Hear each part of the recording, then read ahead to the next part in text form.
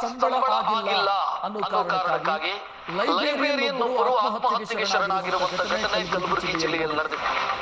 Death note ಬರೆದಿಟ್ಟು ಆತ್ಮಹತ್ಯೆ ಮಾಡಿಕೊಂಡಿದ್ದಾರೆ ಮಹಿಳಾ ಲೈಬ್ರರಿಯನ್.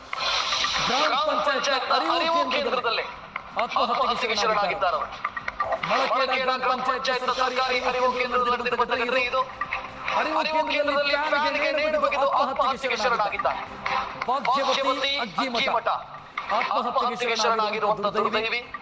ಕಳೆದ 6 ತಿಂಗಳಿನಿಂದ ವೇತನ ಇಲ್ಲದೆ ಅವರು ಓಡಾಡ್ತಾ ಇದ್ದಾರೆ. ಕುಟುಂಬ ನಿರ್ವಹಣೆಗೆ ಪರದಾಡುವಂತ ಸ್ಥಿತಿ ನಿರ್ಮಾಣ ಆಗಿತ್ತು. ZP ಜಿಲ್ಲಾ ಪಂಚಾಯತ್ ಸಿಇಒ, ತಾಲೂಕು ಪಂಚಾಯತ್ ಇಒ, ಗ್ರಾಮ ಪಂಚಾಯತ್ ಪಿಡಿಒ ಇವರೆಲ್ಲ ಗಮನಕ್ಕೆ ತಂದಿದ್ದಾರೆ. ವೇತನ ಬರ್ತಾ ಇಲ್ಲ ಅಂತ ಕೇಳಿಕೊಂಡಿದ್ದಾರೆ. ಆದ್ರೆ 6 ತಿಂಗಳಿಂದ ಅವರ ವೇತನ ಪೆಂಡಿಂಗ್ ಇತ್ತು. ಹೀಗಾಗಿ ನಾನು ಆತ್ಮಹತ್ಯೆ ಮಾಡ್ಕೊಳ್ತಾ ಇದ್ದೀನಿ ಅಂತ ಡೆತ್ ನೋಟ್ ಬರೆದಿಟ್ಟು